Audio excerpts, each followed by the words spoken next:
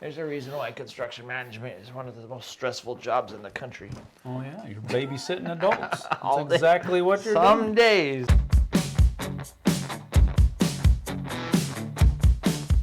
Hey folks, welcome to the Dice Tower. I'm Sam. I'm JT. And this is our bottom 5, that is to say our numbers 10 through 6 of our top 10 animal games. Aww. What is it, springtime? All the animal babies All are those being animal born. babies are coming out. What we're basically talking about here are games in which there is a large focus upon animals. I hope that's true. I had a real hard time differentiating a lot of games between this kind of list and just a nature-themed list, because a lot of nature-themed games have Sure. animals at the front and center. That is true. So there might be a little bit of crossover on that Venn diagram.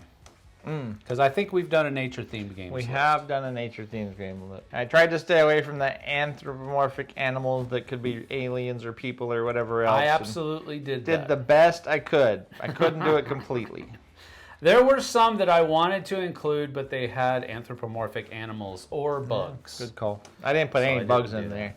Those aren't Yeah. animals. Those are bugs. Well, I mean, what about fish? Are fish animals or are they fish? No, fish are fish. Fish are fish, but they're aquatic animals. They're not animals. They are animals. I don't know. Everything's an animal. Did you know?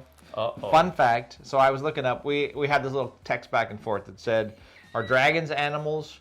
Yes. Or if dragons and dinosaurs are animals, then I got my list covered 10 times over. But I left out all dinosaurs. I left out all dragons. What? None of those. After that big hubbub, you left them out. And because I want to put real animals in here. The make-believe We animals. talked about Godzilla. Well, so, dinosaurs aren't make-believe. so- Actually, dragons really aren't make-believe. Well, yes, they are. Kind of But they are. so I went through and I did a whole bunch of research, not a whole bunch of research, but probably 20 minutes of research, and I found out that in China they have like 395 different animal species classifications, and one of those is dragons. Like real, like dragons. They What? have dragons as one of their animal species Well, yeah. That makes sense. because they like dragons. Sure. But there ain't no such thing. Well, I would actually, love there's if a there were lot of- dragons. I'm not talking about Komodo dragons or There's a lot little of lizards. documents from history Yeah. that record an animal that they called a dragon. Like smog. Now, I don't know that they had wings, but there's a lot of like I know. murals, and there are like statues and stonework of. So they've been around for a long time. That had to come from All somewhere. right. Well, I left them out too. Oh, I love dragons, but I didn't leave them. I left them didn't. out. All right. Let's do it. Let's do it. All right, so my number 10, I'm actually going to change. It's not the same one that I have written down here. That's okay. Because as I was up in my, so this is what I did. I went through 10 pages on BGG like I normally do, and then I came in here and looked on all my shelves, and I was like, okay, I'm done. I've got I came up with like 20 games with that. And there's one of my games upstairs that I forgot. Spectacular. Does it have animals in it? We played it the other day. That is exactly what you're doing. You're building those towers so that you can see all of the different animals. Okay. I do not remember theming that game at all. I honestly, that's funny. I didn't know that had animals in it. It absolutely That's does.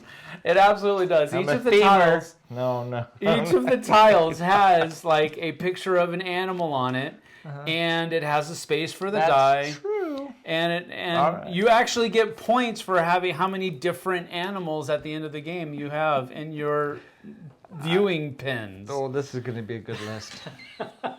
I did not even remember there were animals in that Oh, game. there absolutely was. All right. So that is my number 10, and the reason it's my number 10 is because it probably might even be higher, but I'm not going to do a lot of shuffling around here last minute because I did truly forget about it. So there's that. But Spectacular is an amazing game. I think the company's name is called Chili Fox Games.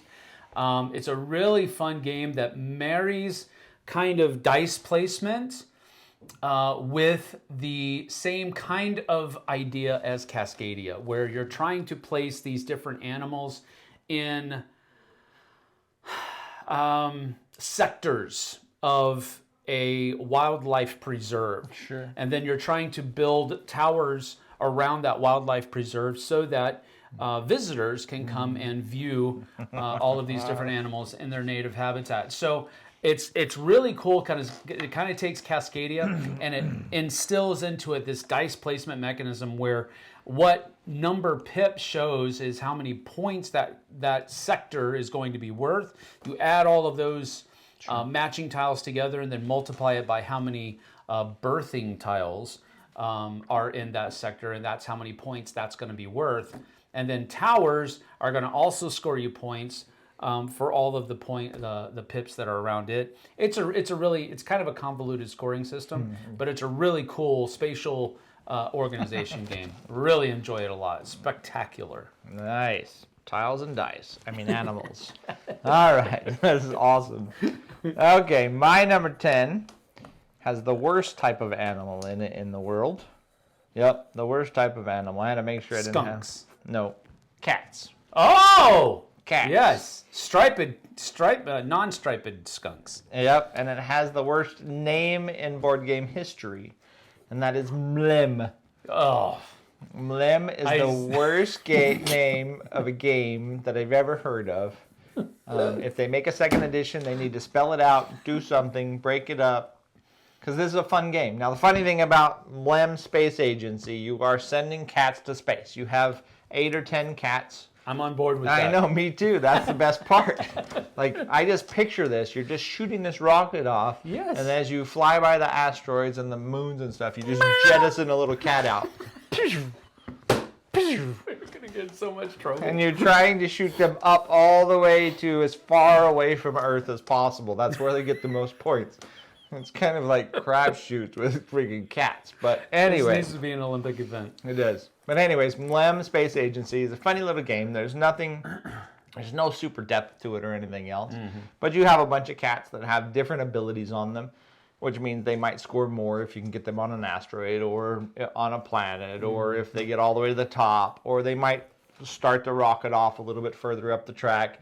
And it's really just a push your luck game where you're rolling a bunch of dice and you're trying to match the dice to the location your rocket's on, and if it matches one of those, then it gets to go up a few. You lose those dice, and you just keep trying to get as high as you can, kind of push your luck until you either get all the cats off or your rocket explodes.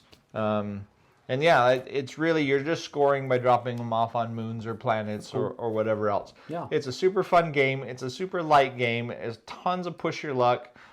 It's one of those games that everybody's like, whatever, it's just a game. But if somebody says, hey, do you want to play Mlem? They did on the cruise this year, again, to me, I was walking by, they're like, hey, do you want to play? I'm like, sure. And we sat down, 4 strangers, and we just had a ball. Cool. Because it's just that kind of game. That's awesome. It doesn't get a lot of love or anything else, but it is quite a fun game. So if you ever get a chance, Mlem. Space Agency. Sounds like a cat coughing up a hairball. I wish that would have even been a better sound. I don't know what that sound is, but I don't think it's Mlem. But anyways, all right, that's my number 10. Great game, bad name. All right, my number 9 is the only cat game on my list. Yeah. The only cat game on my list, and this is Cool Cats. This is called Roar, King of the Pride. Oh. Now, Roar, King of the Pride looks like a fun family game. It is not. Sounds it is like a family very cutthroat. You are basically trying to have your pride of lions be the best pride. Yeah. To cover the most area and score the most points. And one of the ways that you can do that is by eliminating other prides. Now, I don't remember for sure if you can absolutely eliminate somebody from the game. I don't think there's player elimination, but you are going to decimate their pride. Gotcha. At the very least. At the end, they're running around with one poor crippled lion. Scar with a bad hip. Yep. But this is a game that has some cool mechanisms. It looks fantastic. It's got Vincent Dutrait's artwork on it. That's one of the cool things. Daryl Andrews is one of the designers. He's one of my favorite designers in the industry. I just like his thought processes when designing games. Sagrada is another one. So there you have it. Anyway, this is a great little game that can be played nice. You can play nice with it, and then it does kind of feel like a family game. Gotcha. But really, if you play it the way it's supposed to be played, it's very cutthroat. So take that with a grain of salt. My number 9, Roar, King of the Pride. It's by IDW Games, I believe. Nice. It's kind of like playing Risk. Nice. Truth. You can do it. Yeah, you can It's do it. Not that fun. That's right. All right, my number 9 might be a slight cheat because we said animals, and this only has one animal in it as a central piece, but it's one of the coolest animals in the world. So see, I'm moving up in the world, and that's a panda. This game is called Takenoko, where you're making bamboo and you're It's a gardening game. feeding it to the panda. It's a gardening game. No, it's about Yes, feeding the panda. I know. You have to grow your garden of bamboo so that he has stuff to eat. That's it. I know. So the end of the food chain there is right to the panda's mouth because he's the coolest creature there is. All you're doing is catering this entire game around feeding this young man or woman, whatever that panda is. And it's a happy camper by the time it's done eating all that different bamboo. But yes, this is a game where you are either drafting tiles to place out on the board to increase the farmland, or you're growing bamboo for the panda, or you're running around with the panda to eat the bamboo to complete your scoring cards. So, yes, it's an animal game, even if it's 50-50 animal. It's all about the animal. Okay. Pandas are the coolest. So Okay. I'm putting it in. All right. Takenoko, my number 9. Okay. Feed the panda, because he's cool. Okay. My number 8 is the second to heaviest game on my list. Average was a 2.15. My heaviest game was a 2.94. This one comes in at a 2.80. And I was for certain that this was going to be on JT's list. But since he has determined to not include make-believe animals, That's correct. it's not going to be on his list. true. But this one is called Wyrmspan. Wyrmspan is, in my estimation, an improvement over Wingspan. Yep. Wingspan was a great game. I just had no desire to play Wingspan because I don't have a desire to look at pictures of birds all day long. I just didn't have any interest in the actual theme. With dragons, however, now you've just injected a full vial of cool factor into Wingspan, and now I enjoy it. It does have some differences, and it is slightly more complex, I would imagine, than Wingspan is, but just for the sheer quality of the theme over Wingspan, I'm very much more on board. So that's my number 8, Wyrmspan. And it's lower because I'm usually shy away from heavier games. And while this isn't that heavy, again, I actually thought 2.8 was kind of low for this. No, that's a good number, I think. You think? Yeah, I think that's a good number. It's not incredibly high, but it is on the higher side of everything. What was your overall average? Overall average was 2.15. Oh, yeah, it's not too bad. Mine was 2.41. So. All right, that's a good pick. But dragons aren't real. I know they're not real, but they're animals. They are animals, They're unless you make-believe look at my animals. monster manual. My monster manual does not call them animals. But What do you call them? if you look, it's dragons. They're just dragons. They're right. not animals. They're It's like their they own get their thing. own thing. That's correct. All right. But if you look up on Wikipedia, they might be considered animals. All right. All right, my number 8 is chock full of animals. It is. It's chock full of animals. 'Cause Chock in full this of nuts. game, you are creating a zoo plumb full of cute little animals, and you get to breed them so that they have more little animals, and then you get to turn your animals in. This low? What's Oh, that? wait, No, this is not that low. Oh, okay. Nope, not that one. But then you get to turn those groups of animals in to get little roller coasters and hot dog stands and everything else, all in the deal to build out your zoo in New York. It's called New York Zoo. New York Zoo. Okay, I got yes, you. in New York Zoo, you're going around this little rondelle of a board. You're either picking up tiles to Is fit. there also a game called Zoo York? No, I don't know. I thought there was one called Zoo York. No, that's a clothing line, I bet you. Don't. Yep. I don't know nothing about that one. Sorry. And I've never played Zoo Vadis, so I can't put that one in there either. Zoo Vader? Vadis, Zoo Vadis. I haven't played that one. After the Empire fell. That's right. He opened up his Zoo own Vader. zoo. That's right. Zoo Vader. And he's got a Palpatine over here and two droids over there. Palpatine's corpse. Anyways, in New York Zoo, you're going around this rondelle. You're collecting enclosures. You're placing your critters in them. You get penguins, and you got all these cool little animals that are penguins and flamingos and not groundhogs, meerkats and kangaroos and all this kind of stuff, and little white foxes and stuff. But anyways, you're trying to create this zoo, and it's really a race to build your zoo out first. And to do that, you have to both draft the tiles and create these groups of animals. So.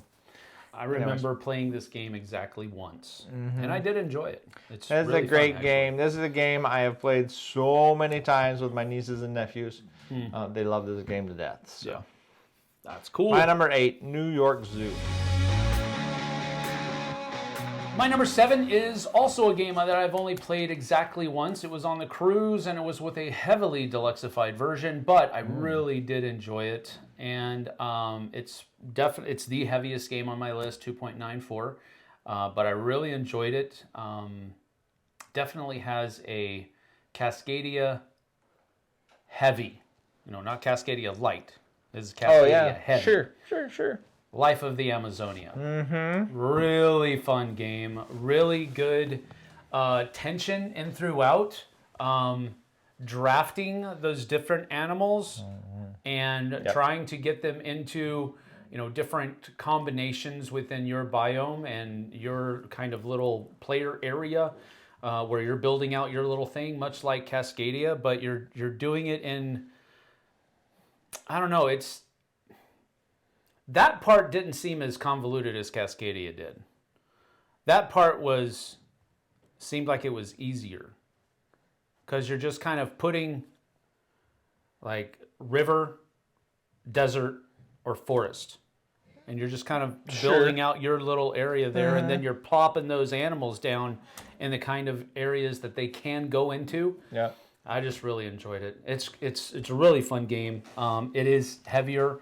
There's a lot going on, and it's a pretty tight game at that, if I remember correctly. But that's why it's lower. I wish it was a little bit lighter. If it were, it'd be higher on my list. I really enjoyed it, and it's a beautiful game.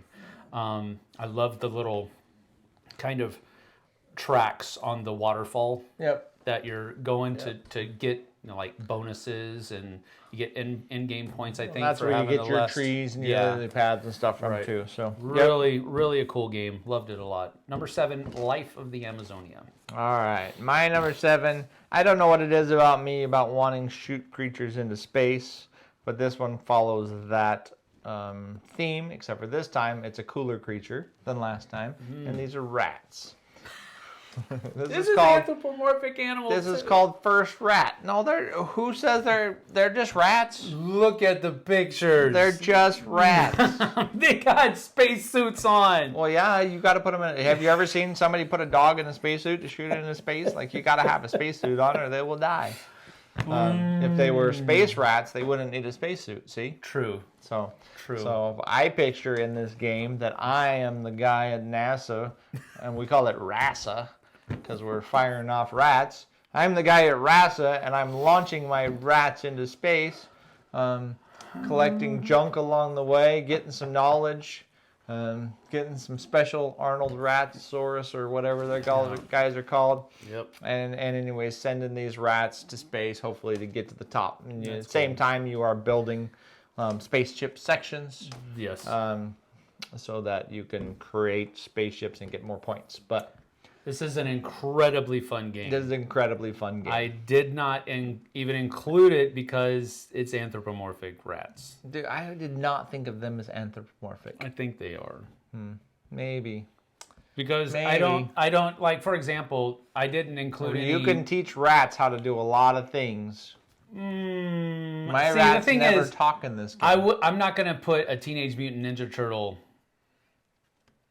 game on my list. I'm not going to put Splinter in there. That's right. That's what I'm saying. But Splinter looks like a rat. He's not really anthropomorphic, but he's like walking around on two legs. He is anthropomorphic. I don't think he is. He looks pretty much just like a rat if he was standing up on two legs. But well, that's what these guys are, in my opinion. Well, that's the only reason. This is a great game, though. Gray area, then. Great game. I'll give him gray area. Fun game. Super fun game. Very good. Cute components. My number 6 is the product of the human race becoming extinct. The primates that are left begin using our technology and building up their own little factions, and you're trying to get... Why are they not anthropomorphic and my rats are? Here's the thing. I think monkeys and primates, in their natural form, are anthropomorphic. Well, maybe. Because they're monkeys. I bet you people that say rats are as smart as monkeys. Or somebody else. Maybe so. Anyway, this one's called After Us. And that is literally the theme. Humans have been long gone extinct, and the monkeys are taking over. And each player is trying to raise their own faction of monkeys using gorillas, orangutans, chimps, and mandarins.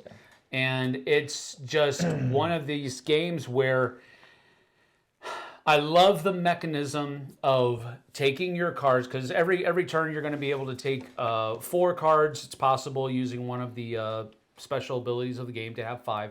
But you're going to take 4 to 5 cards, and you're going to lay them out in your tableau. And the way that you pair them up, you're going to be making these little connections. And these windows are going to have different things in them. It might generate more resources, or it might generate some points if you spend some resources, or it might give you a couple of batteries, or whatever it might do. But I love that mechanism of putting those cards together and trying to get the most for your buck, basically. Sure. The biggest bang for your buck out of those 4 cards. After you've done that, you're going to be able to use the resources that you've generated to attract more monkeys into your, or more primates. I don't know what the actual correct term Primates. is. Primates. All right, there. Try to attract more primates. And then those new primates that you have coming in, you're either going to be able to attract a level 1 or a level 2. Level 2s are like, the big deal. It's going to give you the most points, the most resources, all that kind of stuff. It's really a fun game. It's a race to 80 points. Whoever gets to 80 points first triggers the end of the game, and then at the end of that round, after everybody's had the equal number of rounds, whoever has the most points is the winner. I really enjoy this game. Vincent Dutrait's artwork, again, that's the second one on this list. And I really do enjoy it. It's one of my favorite games of all time. After Us. Nice. My number 6. All right. My number 6, the last one on this list. It could be Caverna, but it's not. It's Wingspan. Now, in this particular order, because of animal portion, I picked Wingspan over Wormspan. As far as the games are ranked on awesomeness to least awesomeness, no, that's not fair. They're all pretty good. Wormspan's the best. Wingspan will be right in the middle. And Finspan, I don't care about fish whatsoever. Like, I don't know why. I don't care about fish at all. So, anyways, Wormspan is obviously the best game of the 3, but Wingspan is still a very, very respectable game. Sure. I've played lots and lots of lots of games of it. While the birds don't make me happy or sad, the artwork's beautiful. Yep. The information on the cards is really cool. I really like I like the predators in here, and I don't know why the predators, but every time you get a predator and you get to fire them off, they're like, this hawk gets to eat everything that has wingspan under 30, inches or whatever it is. And so you flip over a card, and if it's under that, he gets to eat it. Like, that's my favorite part of wingspan. So, I mean, that's very thematic. I got this big bird, he's going to eat something. So, anyways. All right. I don't know what's going on, but my number 6, the last one on this list, is Wingspan. Great game, great group of games overall. So we've got a spiritual crossover. That's correct. At least. Yep. Spiritual crossover. And so that's good. All right. Well, that is our bottom 5, numbers 10 through 6 of our top 10 animal games. The cool thing about being at the end of this segment is that you can now use the link that I've put in the description below and go over to the Flipside. And that's where we're going to have our top 5 animal games for your perusal right now. So give us a like and subscribe here if you have not yet done so already. And then head on over to the Flipside. We'll see you there. Take care. don't forget your rabies shot.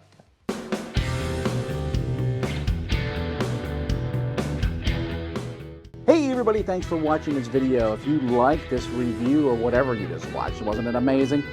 Check out our channel, Dice Tower.